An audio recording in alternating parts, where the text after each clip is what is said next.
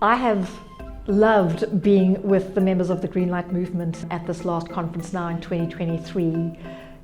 And this Greenlight movement, the core of all of you sitting in this room, coming from this incredible country called South Africa, we, and I say this to people everywhere where we sit on forums globally, South Africa is ahead of the curve. But if it does not connect to the economy, it does not have the impact that you want to have. I do this course and I kind of sit there and I go, I am the problem.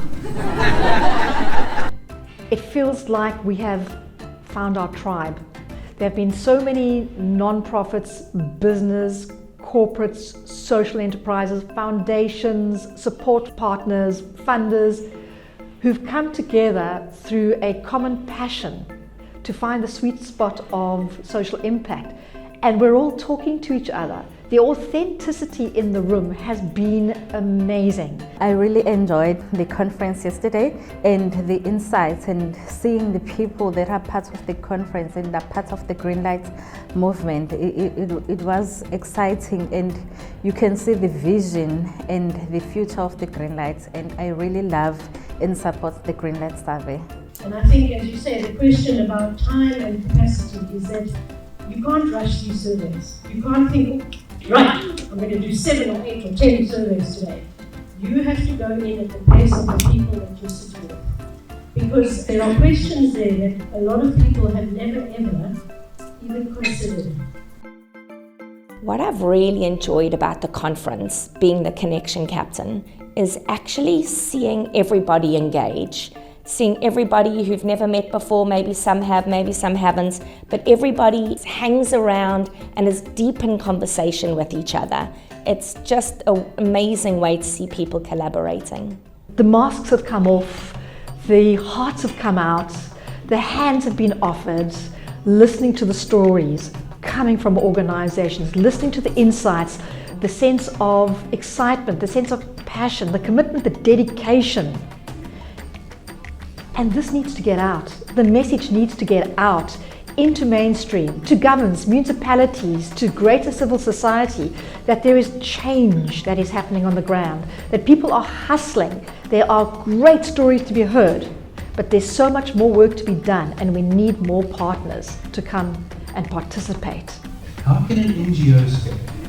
You grow things organically and they grow roots and they grow substance and then they last.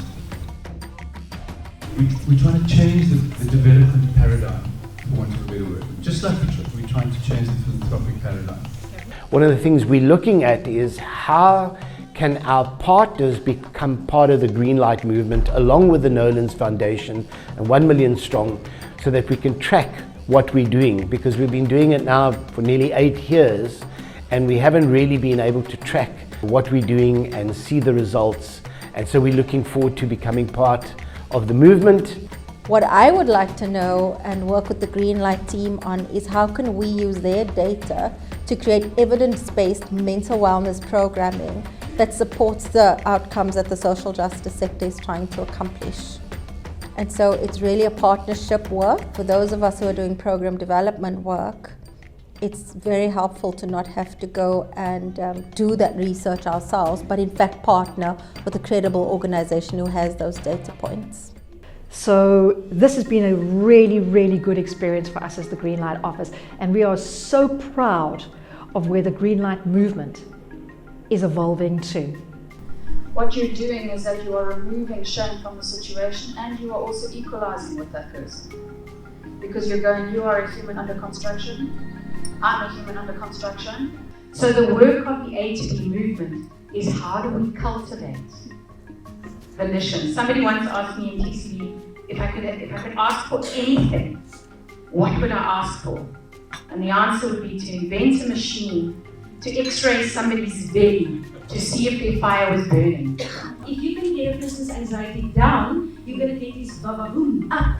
You're going to get his ability to respond up. How do we connect the disconnect stuff versus the economy? And is it worth it?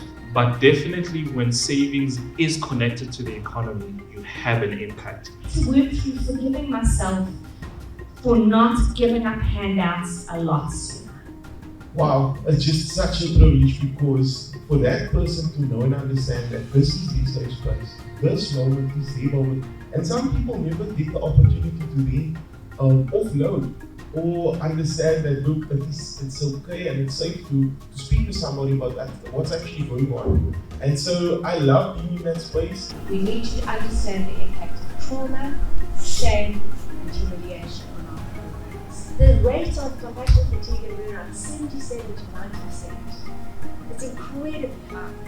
And so what happens is when people leave, they often leave the movement, they leave the whole course and don't come back. So you're using institutional knowledge, using all of that beautiful wisdom, but you're losing mentors who are no longer there to educate the next generation of people coming in. We see all of these incredible tools coming through that people either use incorrectly or don't listen carefully enough. And this for us is the movement that can do it. Discussion around collaboration and integration is one of my favorite soapboxes. Because as a sector, we're fantastic at talking about collaboration. Fantastic. You guys want to work together? Yes, we do. We're going to share everything we've got. We're going to share our funders. We're going to share our data. We're great at talking about it. For me, technology is one of the best opportunities for us to undermine pseudo-collaboration. Because technology doesn't have an ego. It doesn't have an investor base to protect. You can't have a toxic ecosystem and think that people are going to stick around. So you've got to sort it out, but it's hard. Often there's like nobody wants to volunteer. And then a couple of people will start, and then the next thing you can't get out of the store for a week. Okay, I just can't get out of Worcester. So it just creates this excitement, and it creates this real trust.